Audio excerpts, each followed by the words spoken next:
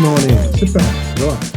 You're listening to episode 174 of the WealthTech Today podcast. I'm your host, Greg Iskowitz, founder of Ezra Group Consulting. And this podcast features news, interviews, and analysis of the trends and best practices all around wealth management technology. This episode is part of our ongoing series focused on wealth tech startups. And I had a fantastic conversation with today's guest, Ainslie Simmonds of Pershing X. Now, Pershing X is a new business unit that designs and builds innovative digital solutions for Pershing's wealth solutions clients, including broker-dealers, registered investment advisors, and trust companies. Now, of course, Pershing isn't a startup. They're probably the least startup-y company in our space. But they decided to take a big risk and build a startup inside their company by launching Pershing X and hiring Ainslie to run it. Let me run you through her bio, and you'll see why she was an excellent choice for this role. Ainslie Simmonds is a managing director and member of the executive committee for Pershing. She is president of Pershing X. Now, prior to joining Pershing, Ainslie was the global head of digital at PIMCO, a $2.2 trillion investment management firm, where she led a team responsible for the development of all client-facing and sales enablement technologies across 17 offices worldwide. Now, Ainslie also has extensive fintech startup experience. She helped build and successfully exit two fintech companies. One was Thinkorswim, where she was chief marketing and product officer. They were a high-frequency options trading brokerage that was acquired by TDA. And she was also working at LearnVest, a digital financial advice platform, where she served as a COO. So two successful fintech exits. Ainslie earned a BA from the University of Western Ontario, Canada, which is really cold, so you got to give her credit for that. And she also has an MBA from Harvard Business School. She's currently a member of the Harvard Business School Women's Alumni Association and advises several early-stage startups. So we had a fantastic conversation. You're going to hear all about it in a couple of seconds here. But if you are an executive of a wealth tech firm that's selling any software to RIAs, broker-dealers, asset managers, TAMPs, or others, then you should run, not walk, to our website, EzraGroupLLC.com, and fill out the Get in Touch form on the homepage. Our industry experts can deliver a wide range of advice, including competitive analysis, new product evaluations, market insights, and strategic advice, client buying decisions, and more.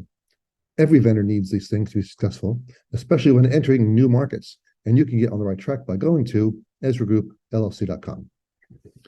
Now, a few quick housekeeping notes before we continue.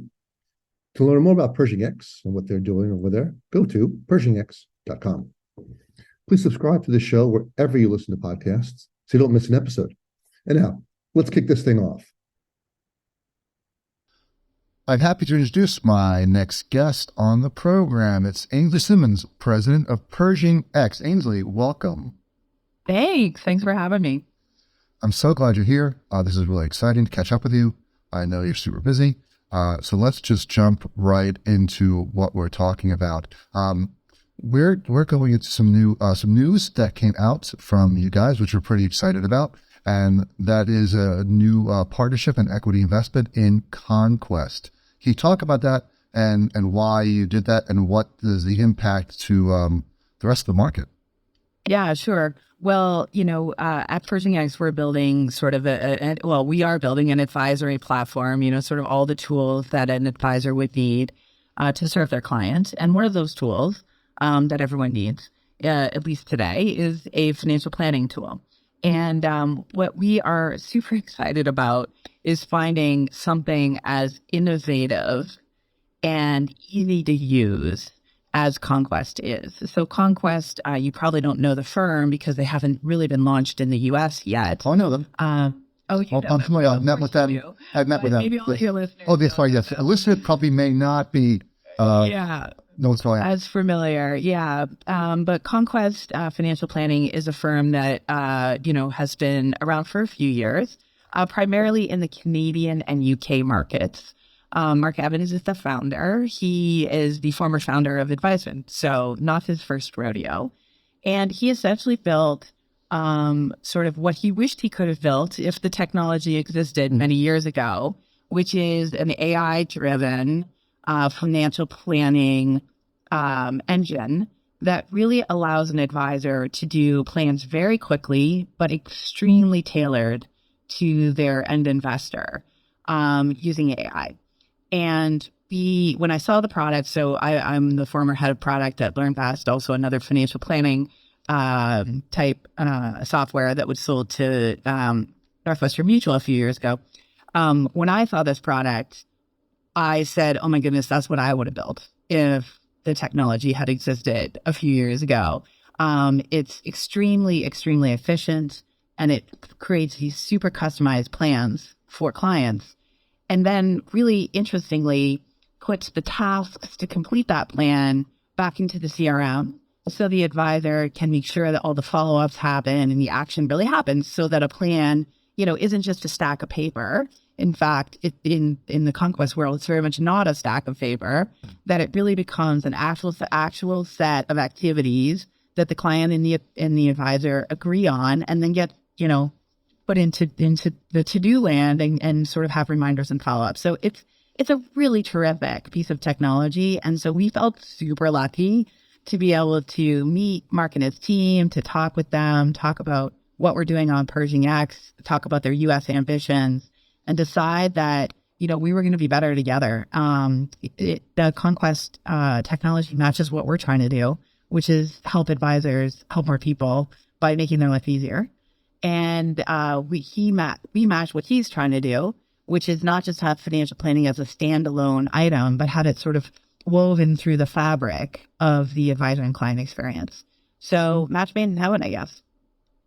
It certainly sounds like it. So why the investment? Why not just partner with them like you would partner with eMoney, Money Guide Pro, or any other financial planning tool?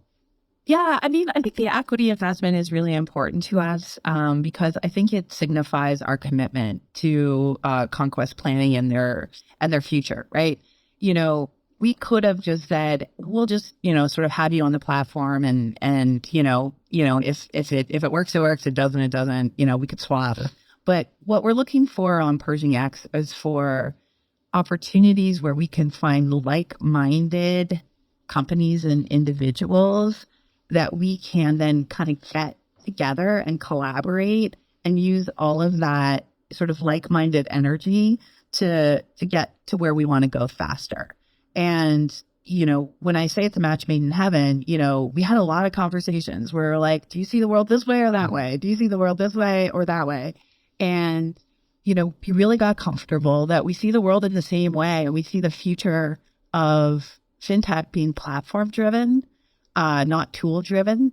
And that made a lot of sense to both of us. And so that's why we did the equity investment. And BNY Mellon has a long history of doing equity investments in companies like iCapital, that, we really believe in, and we really believe in this one. That's great. So it's not going to limit your ability to work with other financial planning tools. No, and the Pershing X story, I think, all the literature that's out there, our website, everything would sort of attest to the fact that we want to be an open architecture system. We want to have our own, what I would call native application, the one that comes with the operating system. But then we are also going to be able to wrap in third parties. And we've been very clear about that because we understand people have particular tools that are their favorites. Somebody might like eMoney, somebody might like something else, for billing, I don't know, whatever the case may be. So we're not trying to be a closed system. We're not trying to be an all-in-one. We never have said that that is our future. Our future is to be a platform, but we want to have really good native applications. And that's what's so exciting about Conquest. Yeah, I've talked to the Conquest guys a number of times and got a couple demos with the product. One of the things that I liked about it was an open API, and they claimed they were an API first platform. Yeah, 100%. Is that something that helped you make the decision to work with them? Sure. The nice thing about being sort of late to the party, I guess,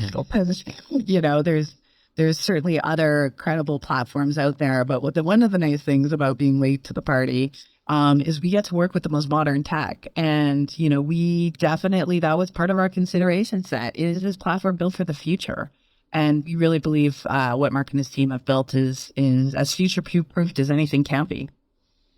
You know what they say, the early bird gets the worm, but the second mouse gets the cheese.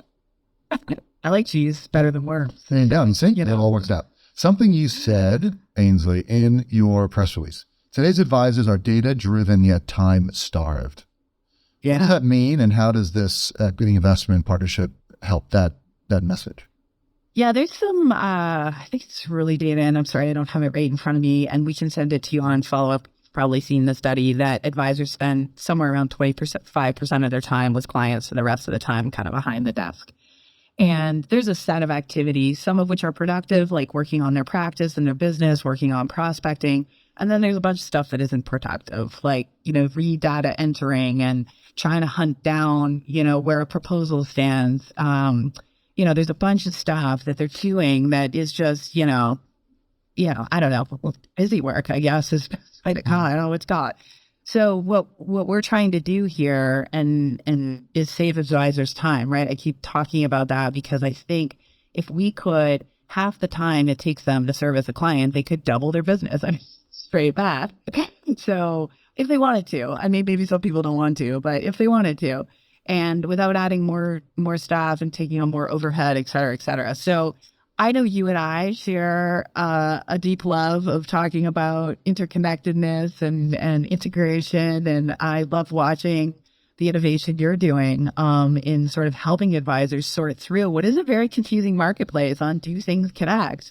And I think we might sort of share some of that same ambition, which is, we got to stop the madness of building out tech stacks that don't work with each other. And anyways, so that's I might have lost my train of thought there, but no, don't worry. I'm following you 100%. Okay. Yeah, and thanks for the kind words. I appreciate that. And, I was moderating a roundtable discussion with a bunch of broker dealers, mid-size, small to mid-size broker dealers, and what they're complaining about was integrations. And the lack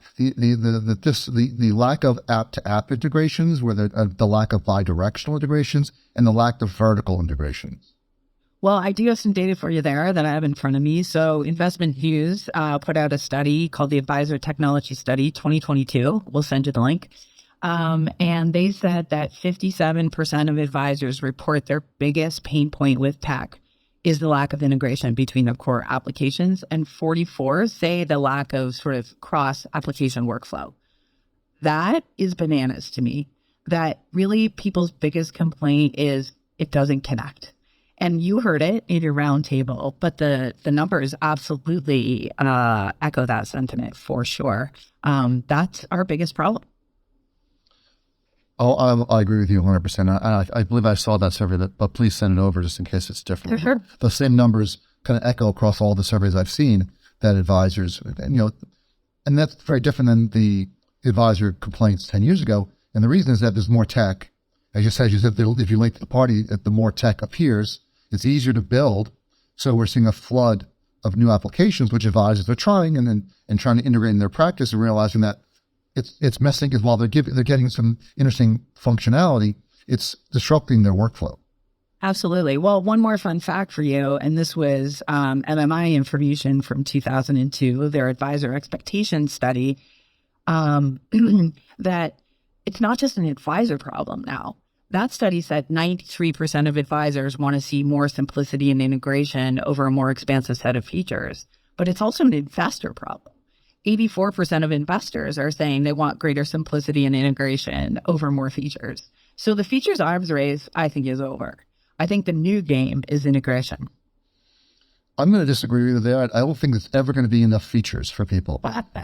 There's never enough features. There will always be adding features, but you're right about the second part, that if you're delivering features without integration, there's more advisors are going to reject that when they realize that, what am I going to do with this? I got to test switch again to get there. And now I'm doing 10 different test switches to do the most simplest, to set up a client meeting or to deliver build a portfolio, to run the analytics on it, to see if it's a good fit with my client, all the things that really are where they can differentiate themselves with clients, which is providing tailored, advice. Exactly. And we're seeing more advisors realize that their value add is not building portfolios. It's understanding the client's needs, understanding their lives, understanding what their kids want, their spouse wants, and helping them be more holistic about that information they give them, which means you got to spend more time gathering that information and applying it in some ways. You need your system to be able to capture all those goals and dreams and how you follow it. Use it. Yeah, I think advisors should think of themselves as, sort of tailors, not, fabric manufacturers. And if you take a really beautiful piece of cloth and you're just tailoring it to your client and they feel like it fits them perfectly, you're going to like your tailor and you're not going to wonder why they didn't weave the fabric themselves. You know what I mean? That experience of getting bespoke clothing is the most premium, wonderful experience. And we have advisors that think weaving is the game. And I think that, that needs to move forward. That's a great analogy. I haven't heard anyone use that one before. And I've heard a lot. Well, I'm looking at your jacket and I got inspired. Thank you. Yeah, this is my conference jacket. One of my conference. Yeah, it's fitting you well. Thank you so much. So let's shift gears. Can you catch us up on what's going on with Pershing X? Everyone's excited about it. We hear a lot about news. When are we going to see it? What are we going to see? And what? Win. No. So I joined just over a year ago. I had my year anniversary a couple of days ago. And we started with zero, right? And it was here Ainslie, please start a fintech within the Bank of New York, Mellon Go. And in a year, we've staffed, I think we're over 450 people now, Greg.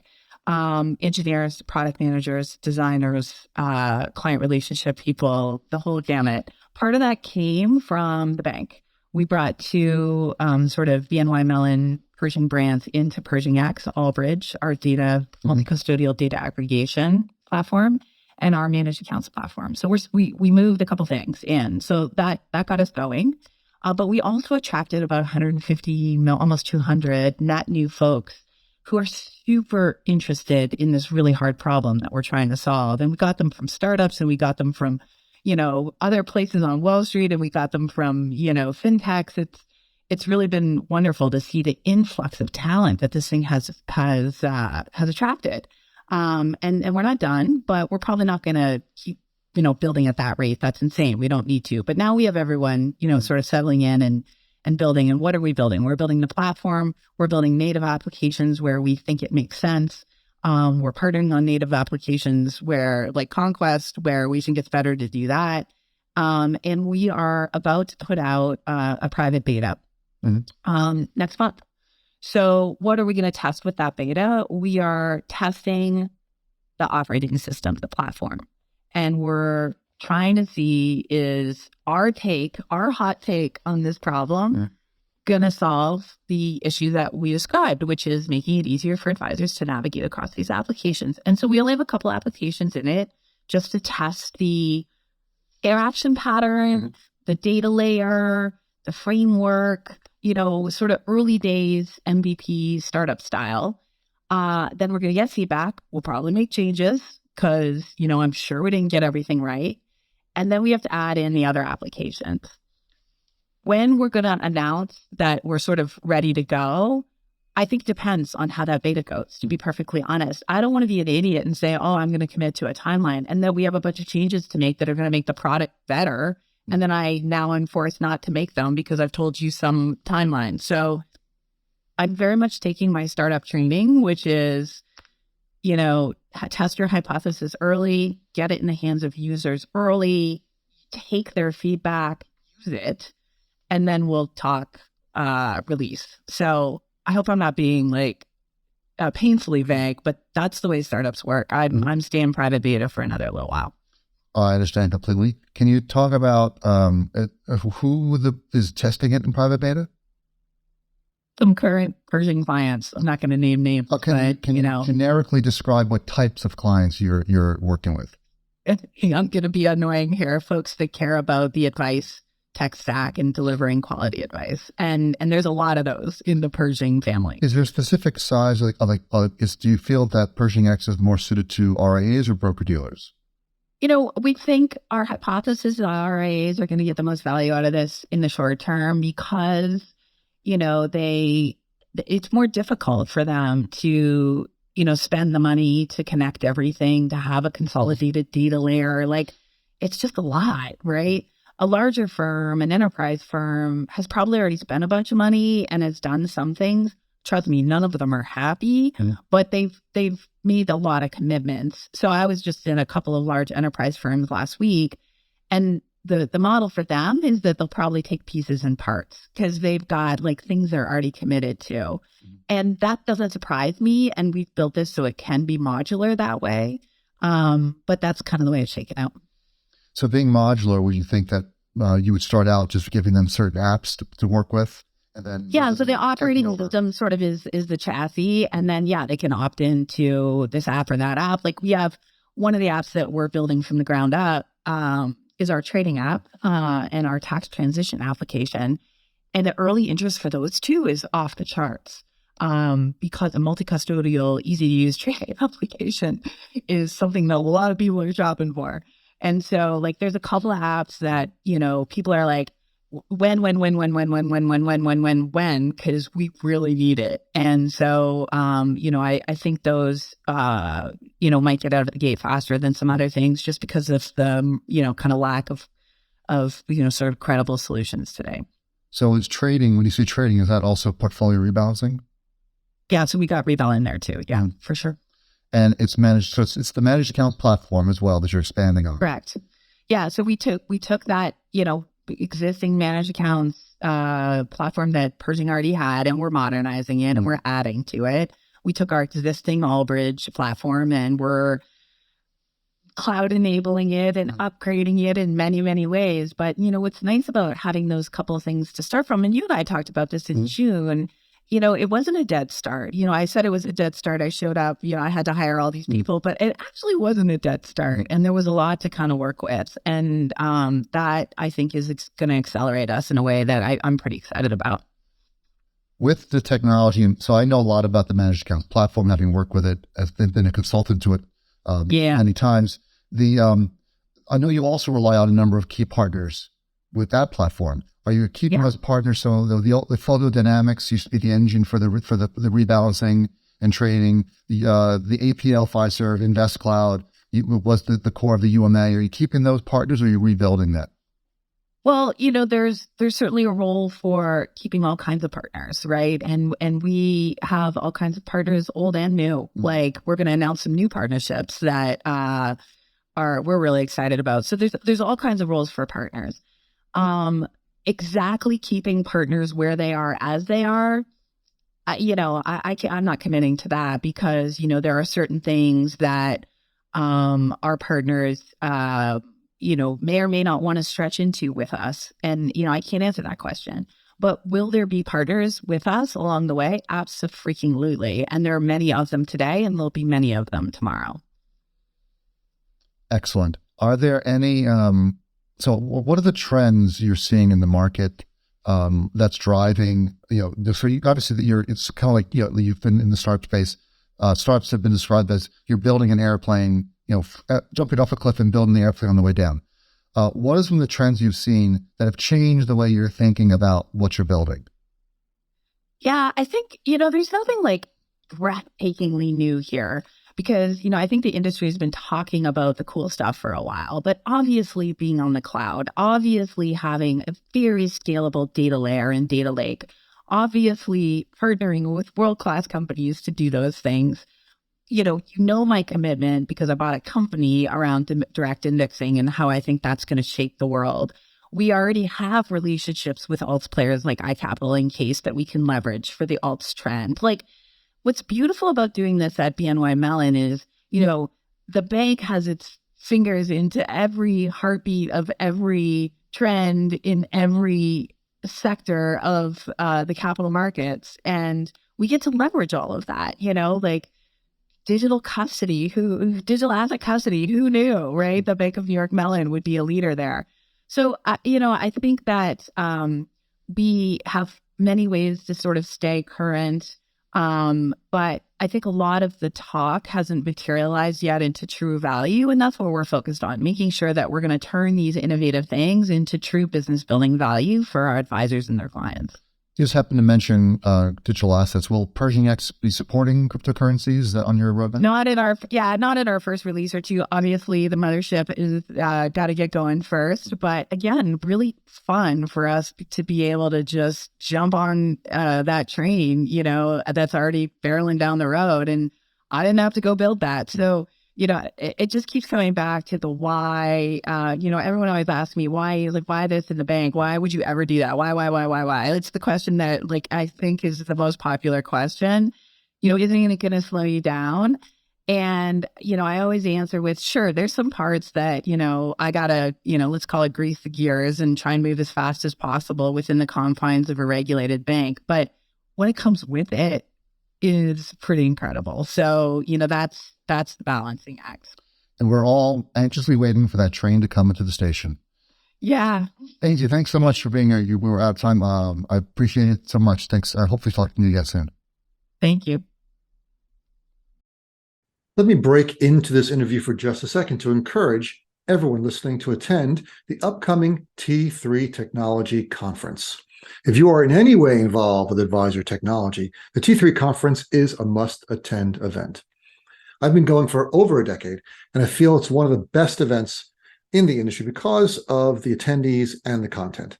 I see executives from a wide variety of wealth management firms, from the smallest RIAs to the largest broker-dealers, as well as they have one of the largest and busiest vendor halls you'll find everywhere. Every vendor is going to be there, from the largest to the smallest ones, and everyone in between, every different category. If you look on the Kitz's Ezra map, almost every category is covered at T3. You'll find everything you need for your firm. The conference this year is in sunny Tampa, Florida, from March 13th to the 16th, and the venue is the Marriott Tampa Water Street. I'll be moderating a panel discussion on optimizing enterprise technology stacks, which you don't want to miss. You can register at T3Conferences, that's a plural, T3Conferences.com. And this is for anyone who's attending. If you are a buyer of technology, for example, an RIA aggregator, bank, broker dealer, or others, we have a special promo code just for podcast listeners. It is Ezra100, EZRA100. It's promo code. Just enter it on the registration page, and you will receive $100 off if you're using either of two registrations, the financial advisor registration or the broker dealer executive registrations. This Ezra100 will give you $100 off either of those. So I hope to see you guys, everyone here listening, at the upcoming T3 conference. Hey, it's Greg again. Here are my top 3 takeaways from this episode. Today, advisors are data-driven yet time-starved. Great quote from Ainslie. It's a really important observation about the world we live in, the industry we live in, and a good focus for the new platform Pershing X is pulling together. The second one is 57% of advisors complain about the technology, which is a lot. And if they're complaining, they might need something new. So why not go to Pershing X, a known quantity Pershing, and something they work with and connect across their entire organization. And it's going to be built as an open API first platform. So that's something we love to hear at Ezra Group, considering we launched the Ezra Group WealthTech Integration Score. So anyone building out an API first platform is music to our ears. All right, that's the end of this episode. Thanks for listening. Please go to our website, EzraGroupLLC.com, and sign up for our newsletter. You scroll to the bottom of the homepage, you can sign up for that. And once a month, you will receive an email chock full of wealth management goodness, news, updates, analysis. You will not be disappointed. Thanks for listening, and talk to you all again next time.